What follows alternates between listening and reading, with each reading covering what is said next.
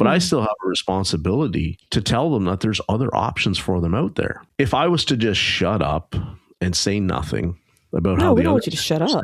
I'd be nothing. I wouldn't be the person that has contacted me and said, my life is so different now because I heard your episode and I went and changed jobs and I'm making, $10 more an hour and they love me. And I wouldn't get those conversations. It wouldn't have had that impact. Welcome to Downshift with my sis, Tanika Haynes. We all know as shop owners, sometimes you got to slow down in order to speed up. And that's what this podcast is all about. It's time to downshift.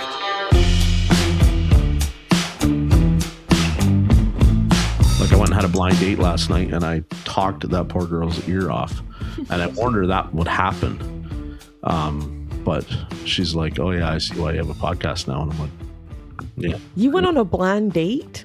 Yeah. Was it a friend that hooked you guys up or was it an app? How'd you find this woman? Facebook dating. Who is this woman? She's oh shit, I don't even know her last name. Danielle's her first name. Okay. Yeah. So she lives like an hour away, which probably won't work. And then there was just no real connection. She's a nice girl, but she's kind of, how do I say that? She's a little skinny. A little too skinny. I don't. That's a real thing.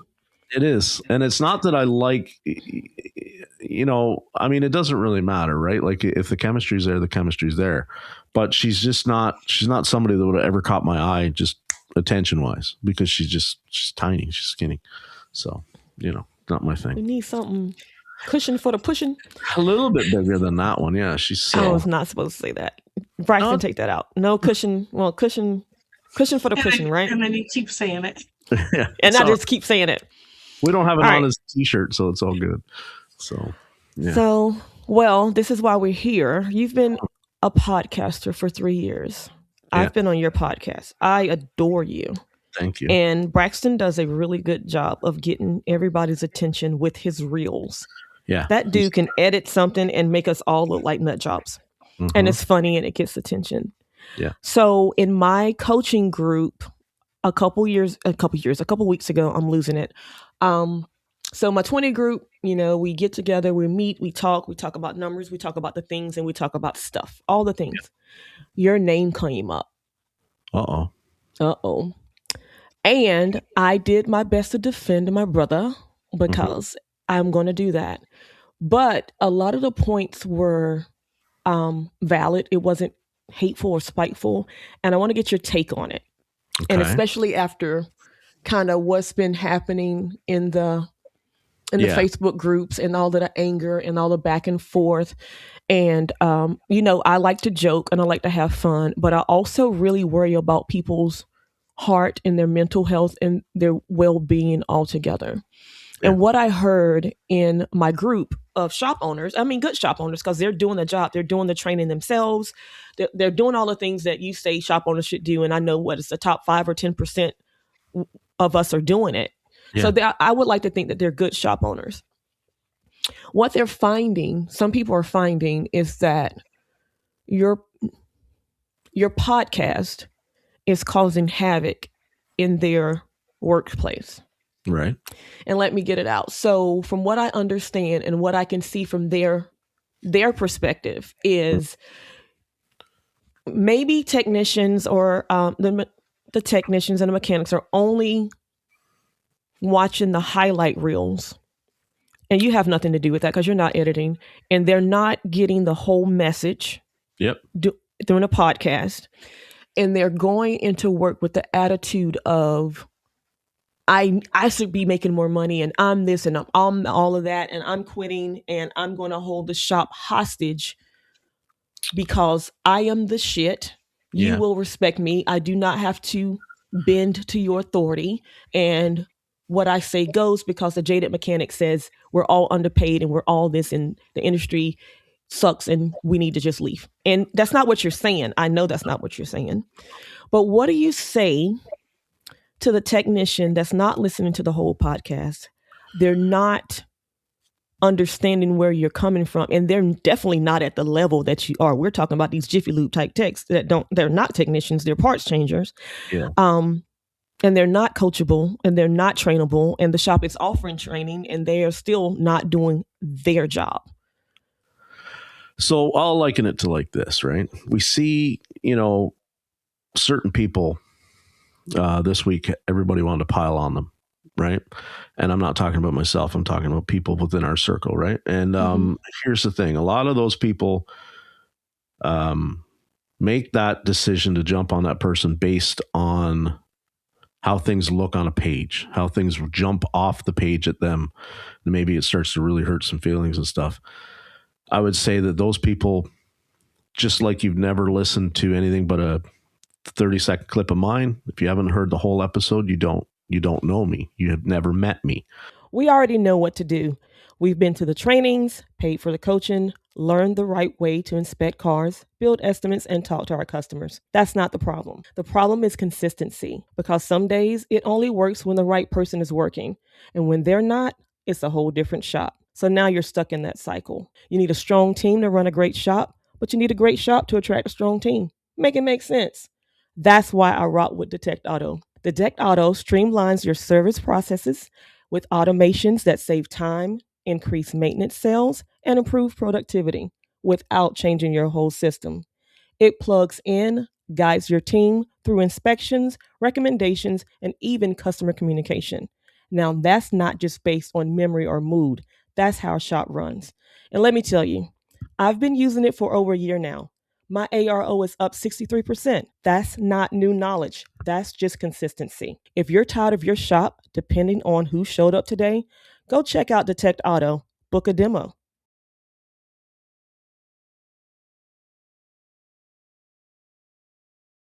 And I think it's kind of similar to that. So it sucks that the algorithm works that if it seems like something negative, it draws a lot of attention. And I have by no means have I ever advocated for technicians that they hold the shop or their employer hostage. Now, there are some technicians, and I've talked to a lot of them in the last year, that didn't know their true value and where they were working. And I'm not saying that everybody just pick up a pitchfork and go in and demand, and if you don't, roll out. I'm not saying that. But it's a situation of like, always have the conversation first, but be aware that most of us work for that 90% that are not having the conversations that you and Ashley are having, and the three of us are having about trying to improve the industry and improve the shop every day. Like Josh says, 1%, right? They're not trying to do that. So the shop owner might be in a dead end. It would be a disservice to my people, my fellow brothers and sisters that are techs, to not show them or talk to them about what you do when people are in a dead end. They're already where they want to be business wise, and it's not enough for you. There's nothing wrong with realizing it. But you can't just sit there. Too many technicians for too long have sat there and said this industry sucks, and they've never had a conversation about why it sucks and what should be done to improve it. And they've never tried to hold people accountable. Now, people accountable for why it sucks, that's a lot falls right back on the technician, right? We have not been as professional as we thought we have been. We have not been always the advocate for the customer, and we make excuses for that. Some excuses are valid, I feel. But I don't want people to just immediately hear what I have to say and base it on a 60-second clip that I'm out there, like some other podcasters in the realm that I'm not going to even bother naming, who every week don't even acknowledge who they are, where they work, what they do, and are just constantly trying to cause an uprising. There are people with platforms that pretty much like say every week you should quit, you should get out. Yeah. I've never said to anybody get out. I have said move on from where you are. I have said that you have to do more than what you're currently doing for yourself if you want to get to that level where you think you deserve. But I've not ever said get out of this industry.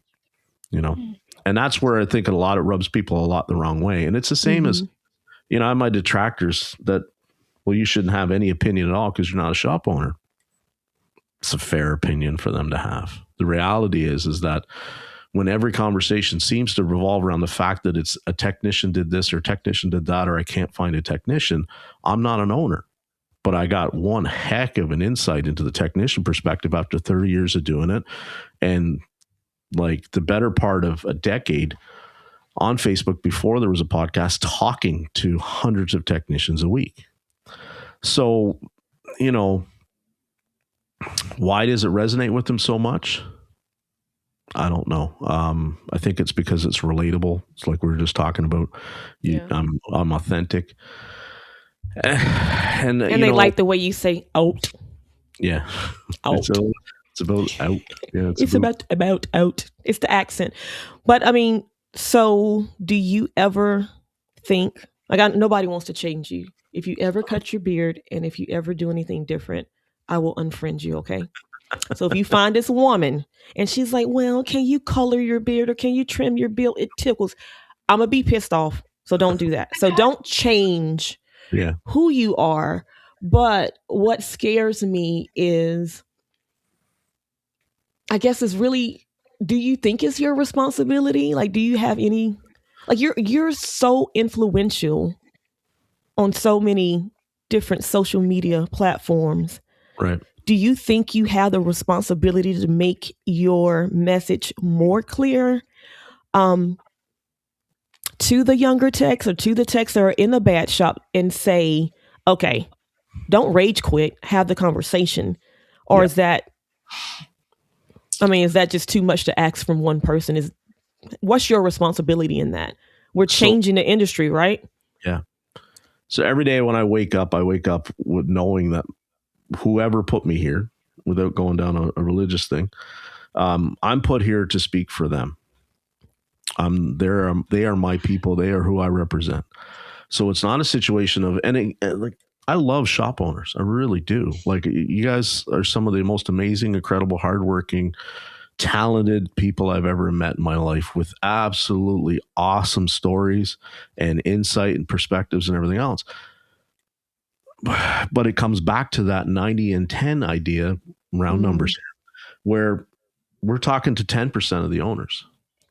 Whereas like I talk to technicians that don't even know about these groups other than in passing because they've been mentioned, right? And their owners don't even know about these groups. So they're in a situation of where it's not malice that they're in an environment that maybe isn't good for them. It's just what they don't know what they don't know. But I still have a responsibility to tell them that there's other options for them out there, right? This 10% that we are in our circle. If I was to just shut up and say nothing about how we don't want you to shut up. Do it. I'd be nothing. I wouldn't be the person that has contacted me and said, my life is so different now because I heard your episode and I went and changed jobs and I'm making, $10 more an hour and they love me. And I wouldn't get those conversations. It wouldn't have had that impact. So when I have in the room, the owners stand up and say he's all negative and he's causing uprisal, how do I say that? Just say it. If your own environment is already great, your people, I won't have any effect on at all. But if your people are coming to you going, I'm demanding more because I heard this from him, it maybe you maybe weren't as keyed into your people as you thought you were, which is where human nature, right? Like we get in our good friend, what we've talked about, right? Like he had a rough year because he kind of stepped away from the plate a little bit. You know who we're talking about. And I'm not throwing shade. No, we're not throwing shade. But if you are listening you get into that, ownership role and you forget about your people that's allowing you to do the things that you want to do, and you're not communicating with your people, which are your technicians and your frontline, your service advisor, down to the guy that's taking out the trash. You take your finger off the pulse of your business and it turns to shit. And I can definitely see that. So I cannot back up now and back off the throttle and stop being me, or stop or rethink how I actually have the conversation, because it wouldn't be authentic. Mm. And there's just too much now that has shown me that I am making an impact and I am making a change. And I don't think for the really good owners out there that I'm having any kind of negative impact. I think the people that are triggered necessarily by me are not really looking at the reality. They're looking at what they hope things are. And maybe I shock them or scare them or make them worried. And that's not intentional. It's just having conversations. That's all it is. I'm not out there to cause the uprising, So what I I have a think that what question. they were saying. Okay, go ahead, Ash. What do you got, Miss? Has there ever been something that you believed in the past and now today don't, but haven't had an opportunity to talk about it and change your mind? I have a really probably, what's the word? Crystal ball image of the average technician in the Bay. And I believe Brian Pollock pulls me back into reality a lot, in the sense that he reminds me that I'm not exceptional, but some of the things that I do without even thinking about it, my processes and stuff, and some of it's 30 years in, it makes me not necessarily one of the problem technicians for some of these people that they hire. So I see all these technicians as hardworking, really competent, and if the job doesn't go right, it's because they weren't given enough time or they weren't paid enough, blah, blah, blah, not training. The reality is just some of them are not good technicians. They don't come with a good attitude. They don't come with good tooling. They don't apply themselves. They don't build themselves. They don't pour into themselves. And that's because, like, I don't work with 10 other technicians every day, right? I work with one other technician that's my senior, and, senior in age, not necessarily in ability. And I just go to work every day and do my job to the best of my ability. Cars don't really give me a hard time anymore to fix if I have the tooling and the information. And that's it. And Brian reminds me that he sees things every day, not necessarily as much in his own shop, but what comes into his shop, of people that paid for things that didn't get at all what they were supposed to get. And that's technicians that are responsible for that. Now, they have leaders who didn't necessarily maybe, hold them accountable. Mm-hmm. At the end of the day, there's a lot of incompetence that I have been not seeing because I'm not exposed to it and because I didn't want to see it at first. And it hurts me sometimes to see how far some of them still have to go to be worth what they feel they're worth, because some of them might not have the time, but they have to start by pouring into themselves. If they won't even bother, then it just goes, like you said, they're uncoachable, Yeah, it's just like the shop owner that starts a shop from the ground up, and then they're just frustrated and they're not doing the coaching, and they think they only have to work from 8 to 5, and they're not staying late and doing the late hours, and they're not going in on Saturday and Sunday, and they're not putting in the extra effort, and they're comparing themselves to the shop owner that's had a shop for 10, 15, 20 years, and they wonder why they can't get there, and then it's everybody else's fault but theirs. It's like, because you haven't done the work. Yeah. Like, so that, I think that is the demographic that the shop owners that I was talking to, because they're trying to do the work with those technicians that really think like they've done work, and it's like, no, dude, you didn't do anything. Like, you really are not applying yourself, and you're not giving me coaching. Yeah, but you're not even coaching yourself. You're not trying to learn anything else. Like, help me help you. And they're using you and your podcast and the words that you're saying after your 30 years of experience, and they're trying to compare themselves to Jeff. Yeah. And it was like, no, dude, you don't even know how to change a belt. Like, literally, we had, like, what are you doing? Oh, this is bull crap. It's not. You're the bull crap. So I think that's where the disconnect is. Like, I think when you're talking, and like you said, you don't have the crystal ball, but when you're talking, the people that are listening to your podcast are looking for a reason to make themselves right and not be accountable for their own downfalls. Like, they want it to be everybody else's fault but theirs. And they're not looking at a 30-year-old tech that has been in their shoes and has made mistakes, but you've done the coaching, you've done the training again. You're still doing training, 30 years in, and they won't even go to a training if their boss says, "Oh, we've got training on Friday night. I got to go home. My baby mama won't get mad." So those are the technicians I think that some of the shop owners are up against that start out thinking they're supposed to start out at 100,000,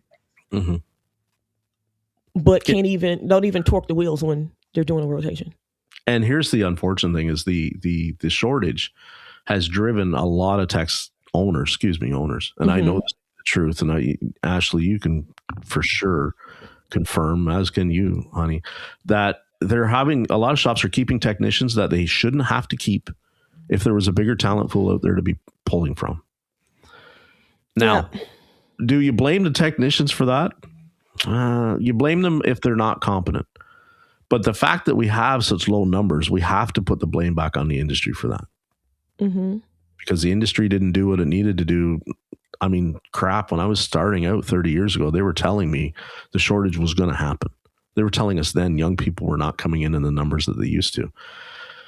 And the industry just kept doing what it does. You know. And what is that? What is the industry doing what it does? What does that mean? Going into survival mode.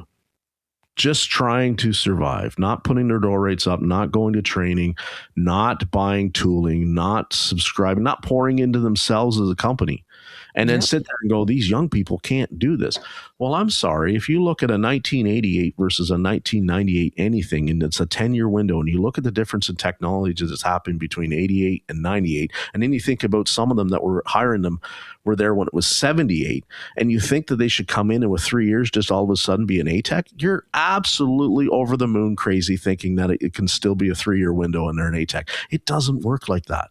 Because you might very well still book in a 78, and then the next day you might book in a 98, and both vehicles should go to the same technician. The odd sisters of success happening with both of them is about like go buy a lottery ticket. They have, depending on their age level and what the complaint is, they have a better chance of fixing the 98 than they do the 78. Right. But the leader looks at it and goes, that 78 is so simple. Whereas the young person might look at the 2008 and go, that's simple to me. I don't understand why my leader can't understand this concept, right? So we have brought these young people into something that the technology is always looking like this, and we've been going like this the whole time. And we look over and go, oh, crap, look what's coming. But when we don't do anything about it, we just keep surviving. We just keep going in and turning the lock every morning, and we flick the lights on, and we drink our coffee, and we complain and wring our hands and go, I don't know what I'm going to do about this industry. And it just keeps chugging along. Well, the technicians to survive it have figured out how to survive it. They stay in their lane. But if they stay in their lane and you as the owner think you're staying in your lane, but you're not having a conversation about what that actually looks like and how do we approach these challenges together, you're leaving them hanging. And you're putting all the blame on them. And that's the reality of the dichotomy of what happens in shops most days. We have unrealistic expectations of what we can get through as a company. And we have unrealistic expectations of our people that work for us. Some of that is brought on by how they pay them. I don't want to get into that conversation again. And some of it is just they're not tooled up. They're not tooled up. Mentally or physically, huh? Right. So just fix it. Just fix it. Just fix it. Make it work. I can imagine like just make it work. And then I can't make it work. It ends up going somewhere else. And then, it becomes a cycle, huh? I'll tell you a real quick story. I had a 21 Explorer that the power seats would only work under memory function. You would reach down and touch the switch and nothing would happen. And so I go over and there's some key points here. I go over to ProDemand, which is all the information system that I have. And I punch in the VIN number. That's the other key thing. And I punch in the VIN number and I start looking at wiring diagrams for the power seats. And I have the switch off. It had come from another shop. It was already broken. And I can see by looking at those two wires right away, just from training, the two heavy wires are going to be what makes that switch power, and everything else is going to be an input and an output. No big deal. So now I take a power probe, I touch it to the wire, I can make the seat move. Cool. Okay. I have it open to that switch. This is where the wheels fall off the truck because the printed service information that I had was completely wrong. And there was like 4 different ways that you can wire a power seat in that Explorer, depending on options and all this kind of stuff. I didn't have accurate service information on a 21. It's 5 years old. Right? From All Data? Yep. Pro Demand, excuse me. Yeah. Pro Demand, Okay. all that. We only have one. So in my brain, I can already make this switch work, right? I have it open. So I go looking over and over again. I go down a rabbit hole of removing the cowl and looking at the battery junction box and testing powers and grounds to it and power out of it. It's not coming out. And I get really frustrated and I go over to Google and I punch in 2021 Ford Explorer power seat problem. It shows me on Google completely different wiring diagram that has a secondary fuse that's not in any of my diagrams, that's located in another part of the car. And it takes me to a video on YouTube that a Ford tech has made that shows me not only where the fuse is, but where the short will be in the seat that caused the fuse to blow. So that's a 4-minute video that was able to save my butt because of holes in service information, because a shop owner that I work for only has one, not two, not three, not four, you know. And so I liken it to back in the day, we would have all called a friend. You know, it used to be every shop owner I ever worked for had a friend at the dealer. They would call the parts department and say, I got one here. You guys see this? The internet has become that. Mm-hmm. So I'm a smart dude. And I went down a rabbit hole because of lack of tooling that's provided to me. Now that happens every minute in every shop all over this great land. Whose fault? So what would you? Well, okay. So whose fault is it? But what is the remedy? What do you think would have helped you in that situation to make sure you have all data, identifix all of the things? Yeah, all of the things. And even if you have all of the things and the car is so new that you can't reach out and phone a friend and find a bullet and all that kind of stuff, what is allowing me to stay on task, stay focused, not getting beat down by the situation is how that I know that when I go home at 5 o'clock, I didn't go in the hole fixing this car. So make sure you have enough time. Pay and time, right? Nobody's yelling at me going, oh my God, this has got to get done. Mm-hmm. You know, now that's my own environment because we're reconditioning cars for sale. We don't have necessarily, now we still have deadlines because salesmen love to look at something on Saturday morning when a customer comes in and promise it for Monday morning with no idea what the car might need, or it's had one test drive of, 2 miles around the block and that's it. So it's not that I'm without deadlines, but I'm not punished if we have to spend some time to fix this car. I'm not punished. And that's what this industry, not always intentional, has done to so many young people for so long that's why they're not coming in. And I didn't expose everybody to this. Every old mechanic that I ever worked with told me, don't do this, get out of this because this is how they treat us. And I just ignored them. I said, F you, I'm going to be better than you. I'm going to make it work for me. And I did, but there was some truth to the warnings that they were giving. So that's how I believe we empower our people to become better is let them fix the damn car within reason. If you can fix it better than them, go lead them how to fix it. If you can't, you're at a cut bait and fish, or you go back to the dock. Good morning. What's up, Jordan? Happy birthday, He Jordan. did an army crawl. And I just looked down as a kid. Say hey, Jordan. Happy birthday. Hey, thank you. It's good to see you, Jordan. Get out. Go to the car meet. Can I go to the car meet? In what? Raleigh. What are you driving? Truck. What? Oh, you got my truck? Okay. Love you, bye. Love you, bye. You need to put a toboggan on your hair is wet. Braxton, don't take that out. That's motherhood. He's going to the car meet in Raleigh. Good for him. Well, his truck, he wrecked it, and my friend's painting it because he moves next week. And so his truck's in the shop, in the paint shop, and so he's driving not my truck, not the Mercedes. He's driving a Cadillac. Okay. He's driving a Cadillac, which he can't stand. He'd rather drive his 2015 Jeep that's jacked up on these ridiculous tires. Oh, yeah, you go, Jeff. I'll send you a picture of it. My boy. With purple emblems on it and so many hats. And it's just so rednecky. I love it for him. But he thinks the Escalade is beneath him. Like he'd rather be driving a 2015 That is Jeep so Grand funny. Cherokee. Well, that's so with a 1990s mom and Escalade, like, yeah, right. Ooh, drive this thing. It's a mom mobile with the antenna. I think he has a 10-foot antenna on the top of this thing that's just in the wind. I know my kid when he's driving by. It's hilarious. Let's get back on task. Oh my yeah. God. So again, I got a kid going into the industry, Mhm. and I like to introduce him to all of his uncles, and he's so lucky that I know that one day he can call Benji, he can call, hopefully he can call you, he can call all of his industry uncles. How can you be more of an industry uncle, even if you don't want to? Because again, you have to accept, like I have accepted, that this is my calling Mhm. to have the conversations with people, even though like I don't want to. This is really uncomfortable for me to sit on this podcast. But if I don't do what my Lord has led me to do, which I really believe he has, from what the feedback that I'm getting. I'm like, oh, this is so exciting that you're talking. I'm like, why do y'all want to hear from me? There's something there, whether I see it or not yet. So I'm like a industry auntie, and I love it at this point, even though sometimes I just want to scratch my eyes out and just want to go to sleep. But that's not my ministry right now. I have to do what I'm placed here to do. You're industry uncle.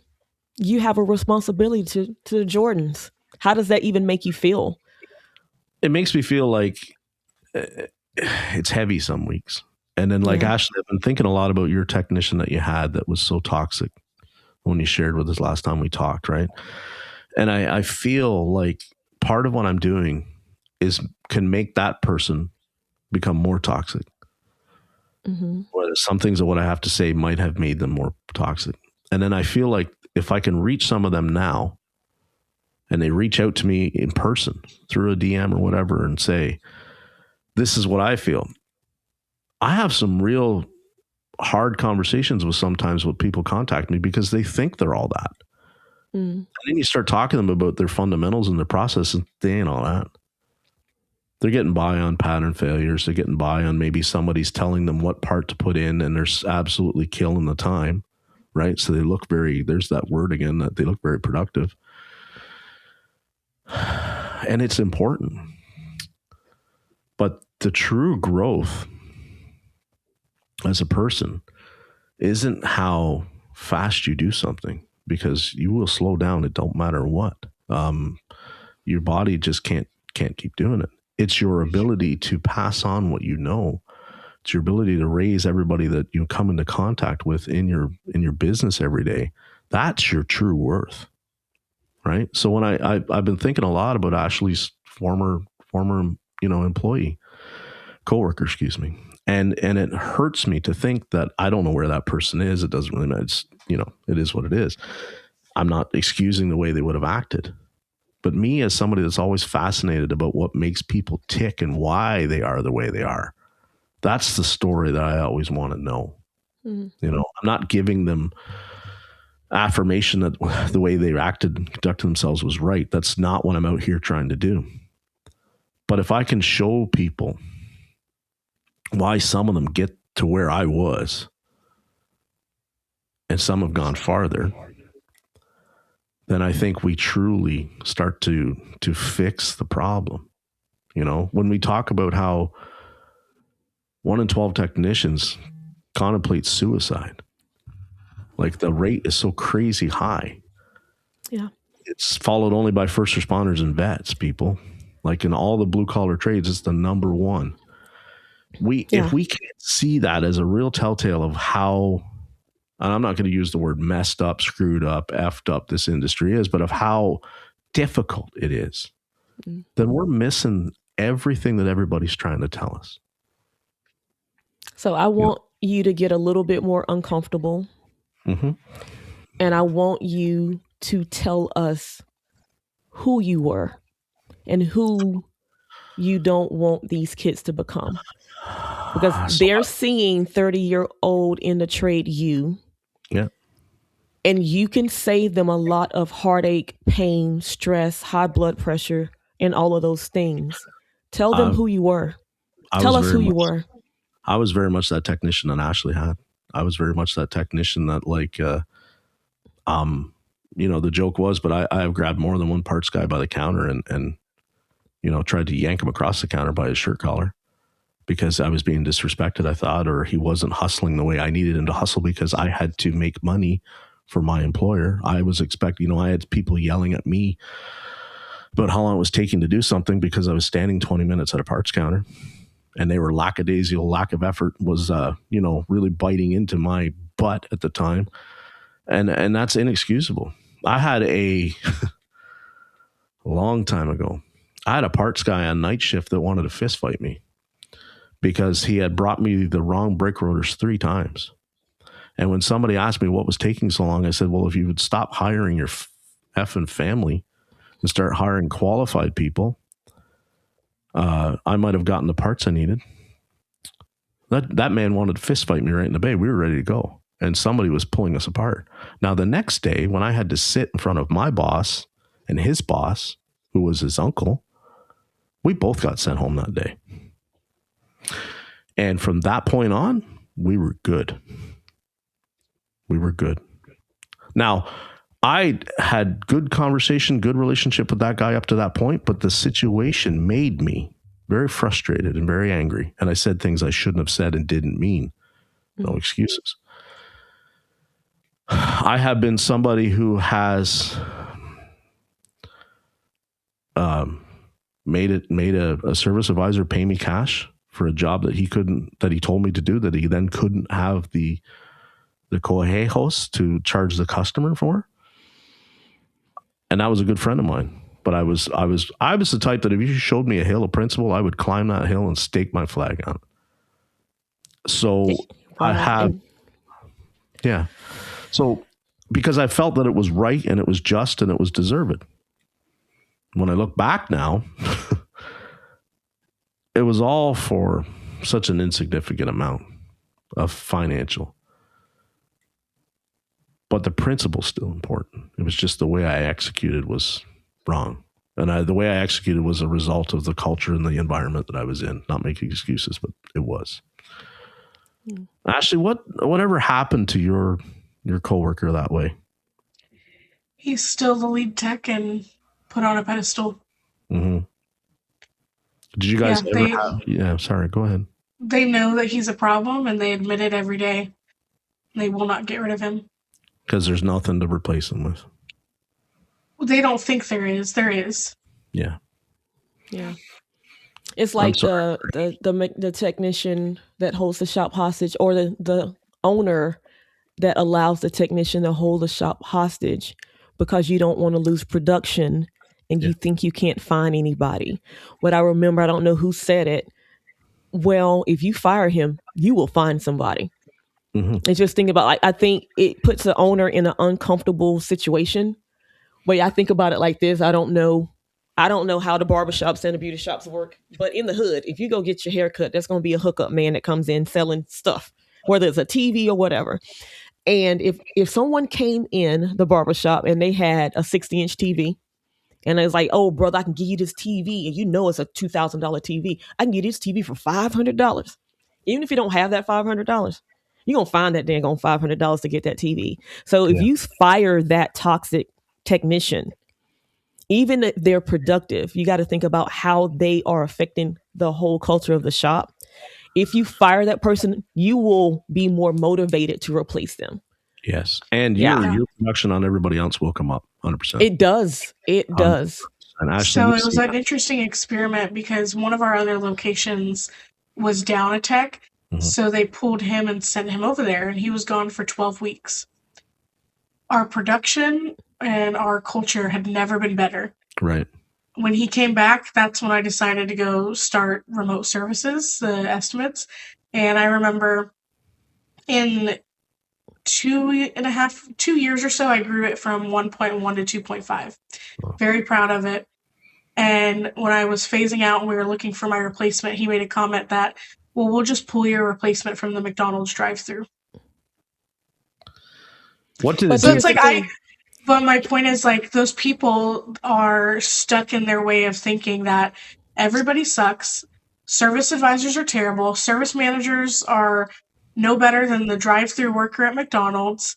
and it doesn't matter what credibility you have, what credentials you have. Yeah. If we raise technicians to always think that the front of the house sucks, how are we ever supposed to expect change in the industry? Good point. What when they moved that technician to the other location for 12 weeks, what did it do to their numbers and culture and everything else while he was over there? That shop had trouble finding technicians to stay because it was a little bit of a dungeon. Right. It was like one tech plus a lube tech. So it actually did help, like having him there and be a lead tech there helped them bring in new techs that saw somebody consistent and the company stayed there. So it did actually help in a way. But it ran off 3 service managers in 12 weeks over there. And we had a revolving door of advisors at my location. And I don't take training people lightly. I pour my heart into training people, and I train damn good advisors. So for me to pour into somebody and then them have to leave because this technician can't get his head out of his, you know what, like, and for leadership to accept that, Yeah. it's ridiculous. I understand. From a leadership perspective, I've done that. I've kept someone around too long because because we were busy and I don't have time to replace them. But the last tech that I had to let go, it wasn't a production thing. He wasn't very toxic. It was just something didn't sit right. He didn't own anything. And I remember the last straw was there's a transmission that was damaged and we had to replace the transmission, and the front office did a great job. We got everything done. Job was done. And he just did not care that you damaged the transmission. It was supposed to be a fluid replacement. Like, what happened? There was no, I'm sorry, boss. Nothing. There was no responsibility. And I said, you know what? This is just bad. But I had another technician that just could not stand him. But he could not tell me why, and he didn't want to tell me why. But as soon as I let him go, the sun came back out. Yeah. Everybody stepped up to make sure that we didn't get behind because we were down one guy. Everything worked out. And I still don't have a replacement for him, but it's going to happen. But I tell you what, nobody's walking around wanting to throw a wrench at nobody's forehead. Yeah. So, yeah, it is it's a quick a crazy one. I learned recently with hiring and stuff, like when you're trying to hire out of desperation, you're going to make the wrong hiring decision. I did that up front twice. So small plug, but I did hire Promotive, and I'm very excited to keep like the revolving hiring process going. Mm-hmm. That way we have the ability, like if at any point someone steps out of our culture or expectations, like there's no scarcity mindset of like, well, I have to keep them, because I did that too. I had an employee that was tearing everybody apart. I mean, making awful comments and offensive comments to people, but I was in a bind, and so I couldn't let them go. And yeah, I had that happen this week with my coworker, and he's very, he's older. He's almost 60. He's very, very, very, very jaded, more so than I ever was. And he is very toxic within. Now it's a small operation, they tolerate it. But he has had several outbursts directed at me that I have had to go to my leader and say, I don't play like this. Like this is not good. Like I'm not paid enough to put up with that. Nobody's paid enough to put up with that. So I'm asking you and tasking you with handle this. And, supposedly it was handled. It's not. The boss is away in Barbados on vacation, and he has another outburst. And sometimes for us technicians, when you just say something to pacify us and say, oh yes, I'll handle it, don't worry, it'll get better, and nothing changes or it stays the same, it's not so much a big middle finger to us. It's just a situation of we don't feel like we're all that important, right? Like it becomes a machine and I'm just a cog, and I'm not going to be, the beatings will persist until morale improves, right? And so when you pass it off as just the way things are, that's the way he is, or that's, he's always been that way. And I'm not young, but it's a situation of like, I come from a very old school of thinking that it's like, if you don't want to handle it, I will handle it. No problems. Right. And I'm not threatening anybody or saying anything, but You the just did. I no, got you. the unfortunate situation, you know, what will happen will be is you'll be without 2 technicians instead of just without 1. Right. Yeah. And that is not the answer. But we've all talked about it in the groups, and we've seen, you can find the videos on the internet of, you know, guys out in the parking lot in front of the service drive throwing fisticuffs, right? Or out back behind the tire pile, you know. And everybody goes, oh, that's, you know, blah, blah, blah. When you have allowed it to get to that point, Right.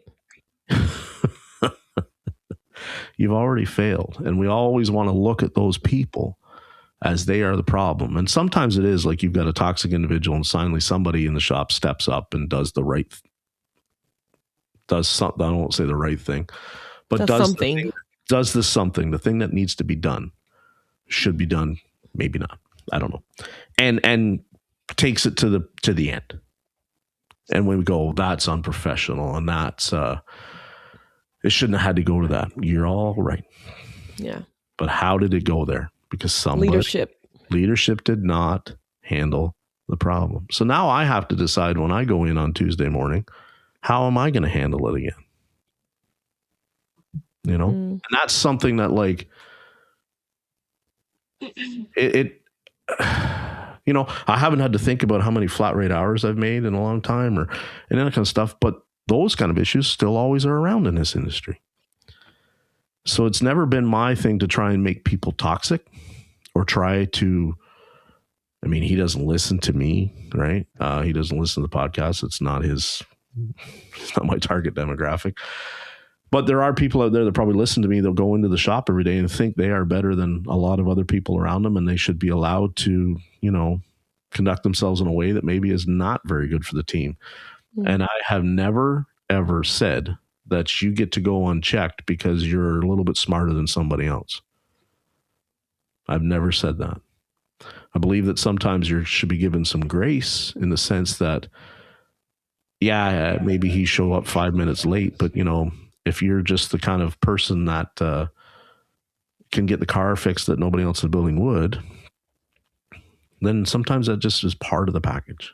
Mm-hmm. But toxic, abrasive attitude that kills culture, it's inexcusable. I don't care how smart you are, how good your production is. It's inexcusable. It's how can you teach technicians to become leaders just from their toolbox? Like Lead from Any Seat. It's a really good book, but like they have a role in leadership as well. They might not own the shop. Mm-hmm. Well,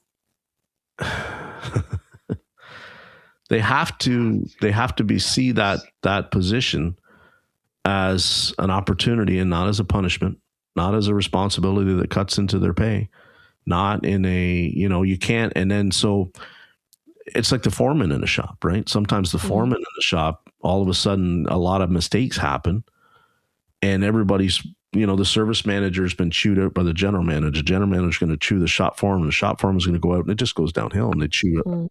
Just butts get chewed.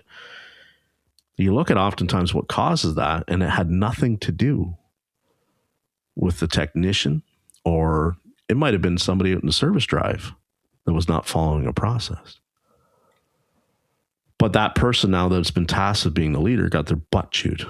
And it's expected of them that they're going to go out and chew butt because that's what I pay you to do. That's what you get this salary for, and the rest of them are all on flat rate, and it's your job to go, man, that ain't what it's about. Yeah. I don't know how to make the foreman necessarily the leader. I'm of the old school mentality that the manager's the leader. I think I'm more meaning like even if you're not given the title, like you're just a B tech or an A tech at a shop, you're there to collect a paycheck, right? Like that's a responsibility that you have to better the industry by choosing to be a leader. Like rather than go down to the service desk and go chew out the advisor for a mistake, how can you be a better leader and create better service advisors? Yeah. So open ways of conversation.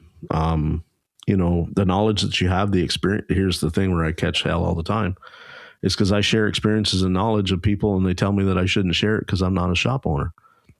I'm not showing you the too many times the better way that it was done. I'm just talking about the ways that I saw that I 1,000% know don't work. So when I see people start talking about using those methods, they're like, whoa, wait, pump the brakes here. That. I got a story. And, when you do that with your people, your coworkers, that's a form of leading if they're open to it. Take your knowledge and share it with people.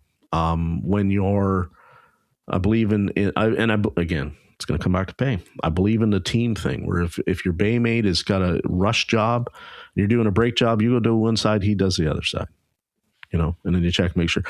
If they're doing four tires are an excellent example of this because it's been my whole career. When you're doing 4 tires and he's doing 4 tires at the same time, okay, you mount them, I'll balance them. That's right. Stuff like that. Like it comes down to teamwork.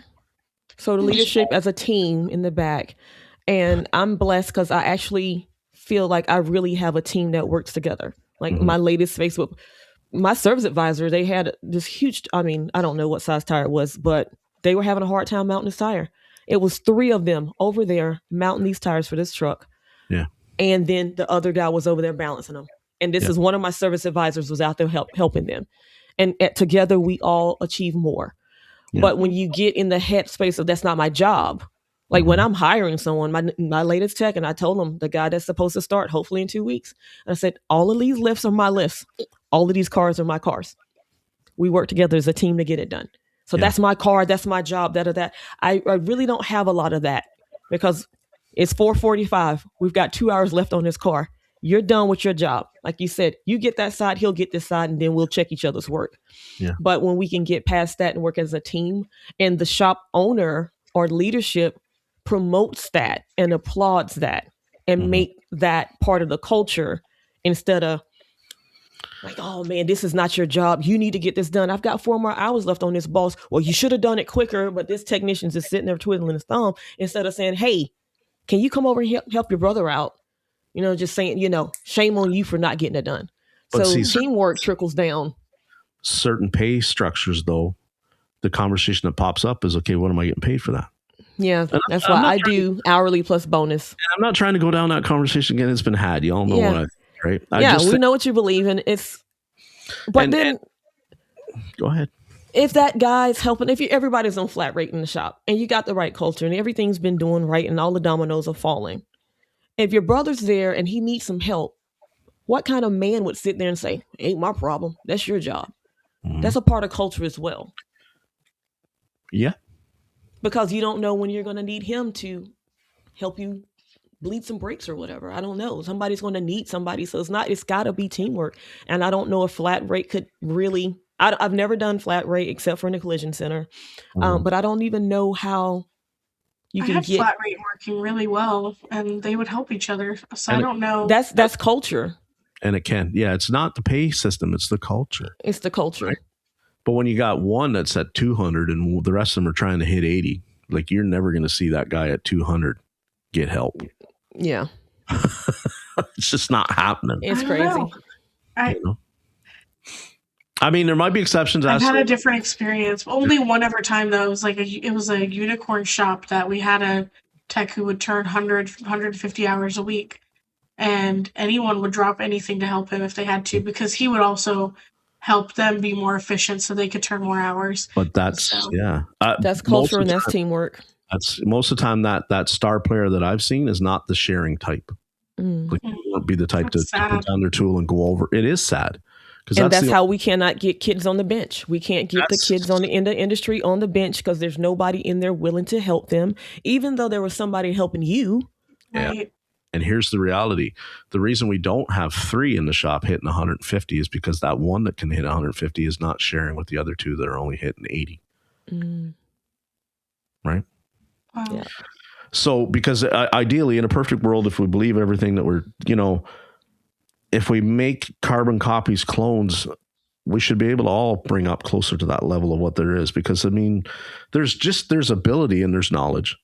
But I mean, like, if I show you this shortcut and I show you the trick and I show you the pattern failure, pretty soon you all know it. And then we're all doing it and we're all going up. Mm-hmm. You have that one person that holds to themselves and everybody goes, that's my star player. They're producing so much. They're holding a secret. They're not sharing the secret, because if they share their secret, like I won't share my recipes. If they share their secret, then what makes them special anymore? Right. And it's, it's called gatekeeping, or, I used to be, and I've said it, and sometimes it's still, I will say it, it depends in certain situations. You are training your replacement. You have to see that in a good way, though, that you're training your replacement, not in a bad way. And sometimes, unfortunately, I have had service managers come to me and say, just go over there and do it for them because I need it done. I'm sorry. You're not learning that way. Yeah. And need it done is a you problem. It's not a us problem. It's not a me problem. It's a you problem, probably because you overpromised and underdelivered, and now you're back. That's what Becky Witt was just talking about. Becky Witt just said it. It's like, when it's going to be done? When it's ready. Yeah. So, and life is about clicks, right? So there were people that I would have given the afternoon away if it meant that I was helping my partner across the bay, because like I knew I could count on him to do that for me. Mm-hmm. But it's not that symbiotic relationship everywhere where I can count on the 9 other team members that would just drop and give to see me succeed. They just aren't. It's different personalities. So I kept my cards pretty close to my chest, but there was a group of us that, like, yeah, I'd go over and donate hours to help. I would stop what I was doing to go over there and help them see them through something. I watched the guy that, one of the most toxic individuals I ever worked for. I watched him change shops, and I remember he was there a week, and he came to a shop that had good culture. And I remember driving past because it was a shared lot, and it had been like 3 years since I had worked with him, but I knew him to see him. And I remember him watching him try to push a truck in by himself, and everybody standing at the doorway watching him, laughing. Now, he had been there like 10 days, and he had already alienated himself so bad through his attitude and his the way he was. Old, grumpy, grouchy, know-it-all, can't tell nothing. Everybody's an asshole and an ignorant dummy but him. And everybody's smiling and watching him push that truck in by himself. Now, here was the backstory on the truck, is that, he didn't even manage to diagnose it properly and fix it, and he was fired the next day. But in a very short, like 2-week period, he had completely divided himself from everybody else in that building. He walked in there on the first day, because of course I'm friendly with them. I talk to them, and they're like, "Oh yeah," because they're like, "You know that guy?" I'm like, "Oh yeah, I could tell you stories." And they're like, "Has he always been like that?" And I said, "From all accounts, from everybody that I can talk to, yeah, he's always been that level of a-hole." So there are some times when you bring a toxic person into the shop, it's not going to work. Yeah. No matter how many hours they turn, no matter how much money they make you, they're going to end up costing you more with the morale, teamwork, culture, and all of that. I believe that's why the idea of the working interviews is definitely a plus for more people. I think they really need to do that, because like, you can have an awesome resume and be really smart and everything, and if you come in and people, your team doesn't feel a good vibe or doesn't like that person, don't ignore it. Doesn't necessarily mean you don't give them the opportunity, but you got to start like making yourself a checklist and like, okay, we got to work on this. And John doesn't like this about him. Maybe we got to delve into why did he do that, or why might have John got that feeling. Just have the conversation, man. Like, don't sit there and go, oh, listen, I'm down for the month. Numbers aren't going to be if I don't get a body in that bay. I'm so tired of body in the bay as an excuse in this industry for why it sucked for so many years. I had an empty bay since September, dude. But I tell you that the last tech that I fired, I remember we're not open on Fridays, but there was something that needed to be done. It was a chaotic situation, and the service advisor had agreed. The part was there. He had agreed that he would come in on a Friday, finish the job. He never called. He never answered the phone. She went and got the part. She's sitting in the shop waiting for this person to show up. She went home and drove past him sitting at a lake fishing. And then on Monday, she's upset because she's like, I've lied to the customer. We look bad. You never answered the phone. If you didn't want to do it, just say you're not going to do it. And he had no apologies. Again, same transmission guy. No apologies, nothing to say. And I said, you don't think that you owe her an apology for putting her in a situation? No, I'm not going to apologize if I really don't feel it. And this was his mindset, but it also showed up in his personal life. And I tried to coach him through understanding that you're having so many personal issues right now that you keep telling me about, but your personality, it all makes sense. Like, you don't understand that you're the problem. And a lot of people just cannot see that they're the problem, or they're not willing to do the work to see that if you make this change in your life, whether it's at work or at home, that your whole life could change by you just being a better person and working on yourself. And some people are not up to doing that. And so I tried, but at some point you just have to say that base just got to be empty, because you're ticking everybody off. People joke about the Canadians, but I'll tell you something. I learned a long time ago that the one word that you can say without really meaning it, but it normally makes the situation better, is sorry. Yeah. He refused to say, I'm sorry. I was like, so you can't open your mouth to apologize? And he said, no. I was like, oh, wow, this is who you are. And then every time he showed me who he was, and I tried to smother him and I tried to help him fix himself. If you're not willing to do the work, I can't make you do it, baby. I can spend that same energy on another technician, another employee, and make them a better, not that I'm going to make somebody a better person, but help them be better. And we all can help each other be better. We all raise each other up. Was this the same tech that did not want to go to ASTA? Exactly. Yeah. Did not want to go to ASTA. He was being paid for it and didn't want to go. Yeah. So all my technicians, the whole shop, we go to ASTA. Everybody gets their own hotel room. I want everybody participate and just be immersed in it. I want you to be there Wednesday, Thursday, Friday, Saturday, all of that. Miss Tanika's buying drinks sometimes. We're going to turn up. We're going to have fun. He didn't want to go. And so that Monday I got back from ASTA and I was like, you know what? I'm going to let you go today. If people show you who they are, you better believe it. And he just kept showing me, and I just kept having more faith in him than he had in himself. Yeah. Which that was me trying to help someone. And that's just a part of, me, my personality. I'm going to try to help you see that you're a better person than that. You could be an awesome tech. You've got it in you. But when I can't care any more than you. But like you said, the shop owners do not want to lose the money. We don't want to lose the production. We don't want to have an empty bay. So every day I look at that empty bay and that computer screen is dark and whatever. And I'm thinking, oh, I could be making X amount of money. But on the other hand, we haven't skipped a beat. Yeah. Everybody else picked up because they're doing it for the culture. They're doing it for the team. Ashley, did you ever work on a team where you felt like you had to be somewhat guarded because you'd been hurt before working for somebody? I know it's a tough question. I'm not singling you out. Either one could answer it, but no one misses. No, my own team now.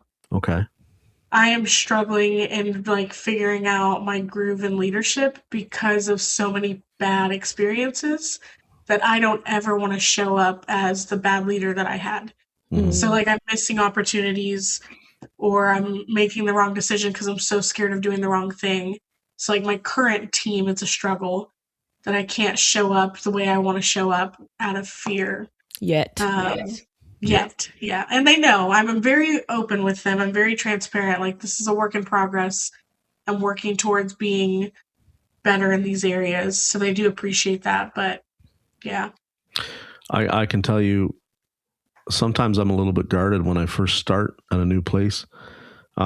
Because, the time that you spend sometimes, and maybe I'm not trying to defend Tanika's former employee, but there are some technicians that are walking around out there that have been really hurt in the past and don't necessarily want to be embraced into that culture where we're a family and we're, like, I want to spend time with you away from here and I want to pour into you, because we might have at one point been so open and receptive and with it, and then things don't work out. And all of a sudden, these people that you thought were your friends, your family, you go different ways, you part. And you carry scars with that with you. Yeah. I believe that that's sometimes why these people that we get labeled as, like, they didn't want to go to dinner. They didn't want to have shop at lunch. They go and sit by the tire machine and eat their pizza. They don't. That is valid. That is true. And I've recognized that in one that is still with me. But I've got him out of that a little bit, and he's appreciative of it. So that comes with insight, just knowing not knowing who people are. You never know who anybody is. You barely know who you are. But trying to reach people, but then you also have somebody that will use you without telling all his business. Well, it is what it is. This young man actually lived on our property because he was basically homeless when I first hired him. And so I've had a physical embrace with this person. I tried to do my best to pour into this person. And the more I poured in, the more he was ready. But he could not reciprocate that. And that is a him problem. And hopefully, with age and maturity and life experiences, he would recognize that, hey, somebody was trying to pour into me. I can pour into this young man or this young lady. So maybe all of my work and pouring into him was not in vain, but I knew that I had reached my max of caring. Not caring, but I could not let that affect everyone else around me. Yeah. They can't distract. So, but that is true. It became a distraction, and it became a ministry that I was not willing to preach at anymore. That's not my job. That is not my current ministry. But that comes along with responsibility for yourself. And you can walk in this place and not get hurt. Like, you can walk into a relationship, but you're going to be guarded based on the last relationship you were in. Yep. But there's, at some point, whoever you're dating, whoever you're with, should not have to keep apologizing for what happened 3 years ago. Yeah. Yeah. Or what somebody else did to you. So that's personal self work. That's work that people need to do on themselves. And we can't wait for everybody to come save us. Yeah. Mm-hmm. So there's a lot of work that needs to be done within ourselves, within the office, the industry, and all of that. And then hopefully, if everybody decides, okay, let me work on this about me, it'll trickle down to your team. It'll trickle down to the industry. It'll trickle down in the social media groups, and everybody won't be so aggressive. And it also would trickle down to the suicide rate that nobody wants to talk about. Yeah. And the loneliness that nobody wants to talk about. And the shop owner that's sitting in his shop, lights are off, and he's wondering, should I even be here? Or what am I going to do? It'll be easier for me to just leave this place and not disappoint everybody. Mm-hmm. It's Friday night, it's a Friday night. It's another week that we didn't hit the goal. It's another week that, the stress adds up at home. Yeah. And before long, I think that's why some people just, and I mean, if you're at that place, by God, let the business go. Don't let it destroy your life to where you think that you're more valuable to somebody as a insurance policy payout than anything else that you had to offer. You know what I mean? Right. Don't think that. But we have a responsibility in the, in the media, in the socials and all this stuff, even though we don't want to. We've talked about our responsibility in this, that when they go and make a Facebook post and they're asking for help, because you think about it, I can't imagine that you will ask for help every time you need it. If you go to a space and you're saying, okay, help me, I can't get this, you probably needed help 6 months ago. Yeah. But your egos and testosterone and estrogen will get in the way of making those decisions to say, hey, help me, because we don't want to be attacked. But when we get to the point and we're saying, hey, help me, and you're going to this leadership group, this group of your brothers and sisters that are in the industry that may have gone through what you've gone through, what we end up seeing more times than not is that one keyboard warrior that's going to say, well, that's the stupidest thing I ever heard. That's stupid. That's stupid. That's a stupid question. And so then what happens? We retreat. Yeah. We're not going to talk. Because we're trying to come in here anonymous and we're trying to get help. We're raising, help me. And then you raise your hand, you finally get up and say, help me. And someone says, pow, pow, pow. That was stupid. And they shoot it down. So we definitely have a responsibility, not just us three, but people as a whole, to be more responsible in how we react and answer these things. If you don't have anything nice to say, just shut the hell up. And I have responded to those literally just saying, what an odd thing to say. Yeah. Yeah. How did that make you feel? I hope that made you happy to be a jerk today. What an odd thing to say. And then there's times where we really need to answer the question, like there's some constructive criticism, and then people, what you guys call it, a dirty delete. It's like, no, don't answer the question. And just because we didn't answer it the way that you wanted to hear it and it hurt your feelings, now that's different. Well, like and you say, go ahead. I did that last week where somebody talked about servicing, they had a breakdown in process, right? And they serviced something that they probably didn't need a service, probably needed a replacement. And then they dirty deleted it. And everybody's like, what are you making a big deal about this? The conversations are lessons, right? If we go and eliminate the conversation, all that effort that people put into that conversation, effort, input, whatever you want to call it, is gone. Completely gone. And it should, like, if I could run Facebook, you wouldn't be allowed to delete it once it was up there. Because when I think about all the, people like credit card fee processing questions, right? And like everybody just wants to pull their hair out because it's been discussed ad nauseum. Yeah. At least the conversations are there. When we go and do the dirty delete thing, all the perspectives, input, good things that people said, all gone. Right. It's the same as like turning off commenting. You got what I want. That's selfish too. That is selfish. That is crazy when people, I just don't want to hear it. And it's like, okay. But if you don't like the answer to the question, it's like, okay, what's the next answer? If you don't like the ingredients, like, that's not going to work for me. I don't. But if you just don't like that you are wrong, like, did you put that question out there to be validated? Or did you put that question out there to learn from it? A lot of like if you are just for validation.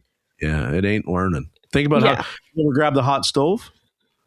If somebody grabs your hand, oh my God, I shouldn't have had the stove on, and let me get the ice pack. And then the other generations might have been like, I've told you 100 times, don't touch that stove. And I'm not saying one is right and one is wrong. But like, if you were just coming to look for validation that we didn't do wrong here. No, actually, so it's right or wrong. But take some, you're asking for perspective. People give you perspective. It doesn't align with what you did. Don't go flipping, like, get all hurt and hide it, delete it. Let it be. Leave it there. It is a conversation. It's the same as we all get on this transactional versus relationship based. Listen, I am for anybody that is helping a shop improve. Doesn't matter who they are. Does not matter. They have my respect. They have my support. Am I going to align with everything that everybody says online about how to do this and how mechanics should be? No, I'm not. Because I am me, and what I went through has carved into me a belief system and values that I will, when they put me in, when I'm done, my last day, they will still be within me. It is going to be my. But my God, like, the fact that we're having the conversations, you've come together and we've said there is a problem here and we're having this discussion. Let's keep having it. You saw it yesterday. People are saying there's so much division. There's not division. That's not division. So many ideas. There's just a lot of ideas. And, if it doesn't apply to you, then just keep moving. If you don't like that, don't do that. We have not divided the industry yet because we don't even represent 10% of it. So it is not divided. But it's the 10% or whatever numbers of people that are active that are decided, I'm going to pick up this torch and I'm going to run with it and I'm going to try and bring up the conversations and improve this. You all have my love. I love all of you because you're looking at the problem and you're saying we have to do something here. Yeah. I'm not going to agree on everything that Lucas says. He's not going to agree on everything I say. Lord knows we have our conversations where he tells me, whoa, I think you caused some damage there. And I go, not for the person that I'm for. I didn't cause damage. I might have put them on the path to something better for them.